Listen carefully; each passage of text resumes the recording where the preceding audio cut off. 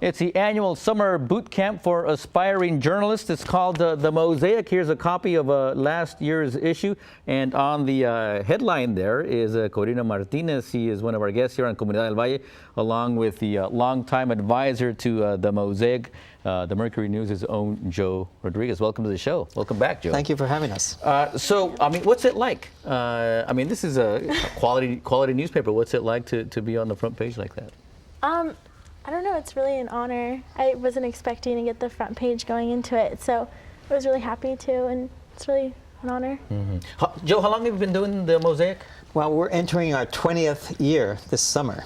Wow. So we started in 1993 with 14 students. And every year we have somewhere now between 18 and 20 students from all over Silicon Valley and the Central Coast and the East Bay now. And you've had to modify your lesson plan, I would imagine, because the industry has evolved and changed in those 20 years. I mean, I'm not doing things the way I used to do them when I started. So talk about that evolution of the industry and how you've had to adapt the Mosaic. Well, we've realized that newspapers are not king of the hill anymore, although it's a newspaper project. But when we get the students for 2 weeks, it's still newspaper reporting and writing and photography, but we introduce them to broadcast, blogging. During the program, we have our students set up their own online blog where they're blogging about the program as it goes along. So that's very exciting.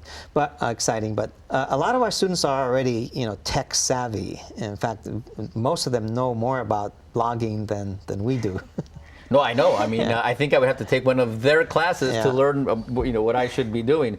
Are you interested in journalism, and if so, why? And if not, what's next for you? I think Mosaic made me more interested in journalism, but it's scary to kind of major in journalism. It's a big risk. I don't know, it's definitely changing, like Joe said, and I am interested in journalism. I really love to write, and my story was on immigration, so I really like getting those issues out there. Tell us about the experience, because it's a boot camp. You're staying there at San Jose State, and you're under very tough news director and Joe Rodriguez. Tell us about that. It's nerve-wracking, but I mean, you take their criticism for what it's worth, and it's worth a lot. So it's just everything that they do and everything that they're telling you is just to make you a better writer and a better journalist. Did Joe ever look at it and say, not good, go back, do it again? Yeah. Well, that's good, because that's probably what you can expect in the industry, right, Joe? I mean, right. We our pitch to the students out there is that it's not school. We try to run it as much as possible like a real newspaper. So they actually do stories according to professional standards. And of course, they're all new to this kind of journalism. So everybody turns in something, and the first thing we do is basically tear it up in front of them and send them out. What a guy. Go do some more reporting and rewrite it. So everything, they have to write everything 3 or 4 times. You have to be thick-skinned, and you and I know that, Joe. Did you learn that the hard way? Yeah, my mentor was really sweet, so it wasn't that tough. But when it came to column writing, Joe's the pro, so if you're going to write a column, you better be ready to take his criticism. And do you cherry-pick the students, Joe, or how does the process work? Well, we advertise to about 75 different high schools in the Bay Area, and we'll get about maybe 50 to 80 applications, and we're looking for a mix. We're looking for a class that will reflect the demographics of Silicon Valley.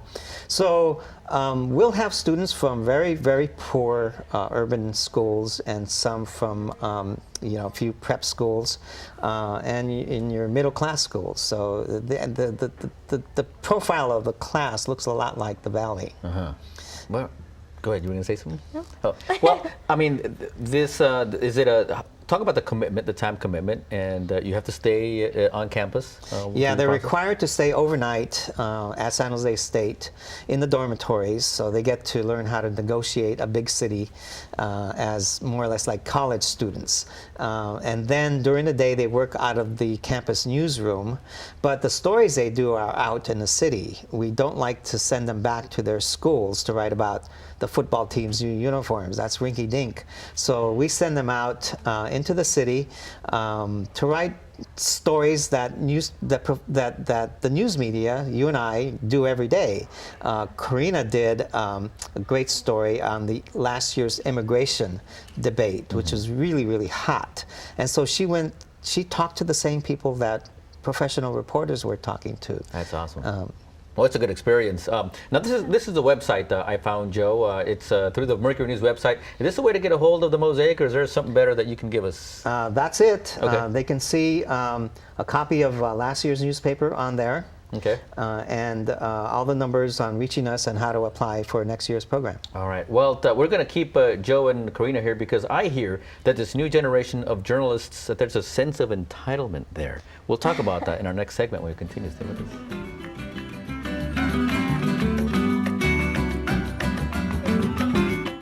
We're back with the Mosaic Project, sponsorship of the Mercury News, and it's actually all the work of Joe Rodriguez with the Mercury News. We're here also with Corina Martinez, who was a columnist for the Mosaic last year.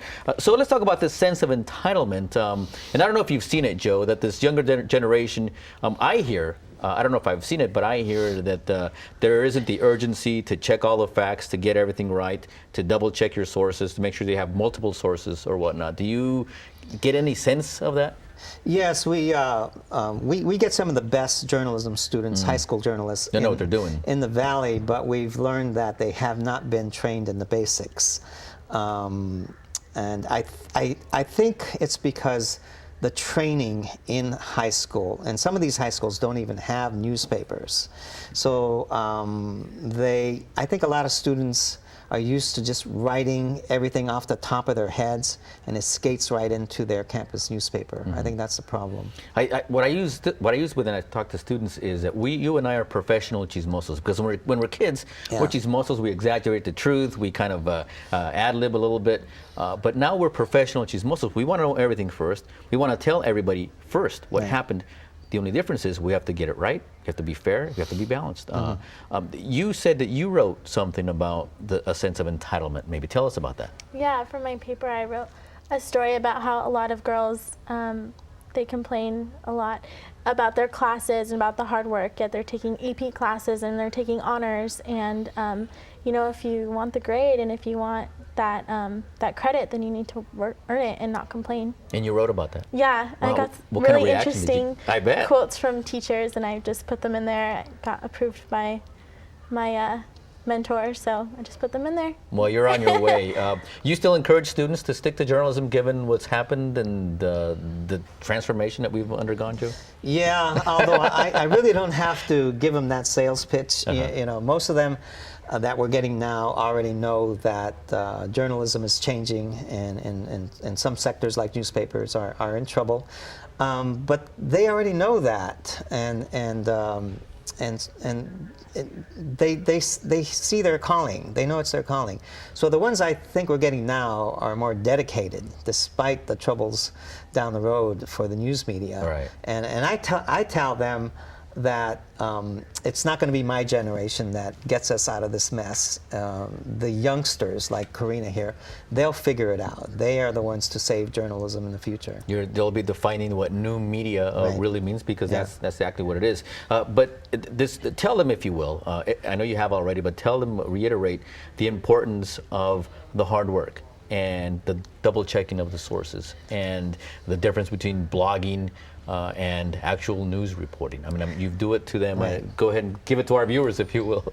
Well, you know, journalism is sort of looking at chaos and finding the truth in there, the reality in there, and you can't do that simply by you know, relying on innuendo and the blogosphere. You actually have to go out there and go to an event, go to the site of where the news is happening, talk to everybody involved, whether you agree with them or not.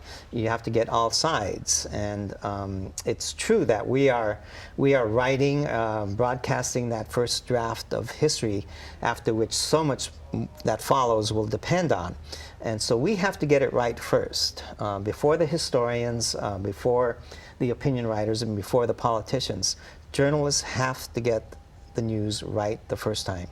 Very good. I've seen Joe at an event. He'll spend 2 or 3 hours there making sure that he gets a sense of what he's writing about and gets a sense of the people who are there. So that's the admirable part of that. Any final thoughts, Karina, for you and maybe an aspiring young freshman journalist out there in high school? Work hard, definitely.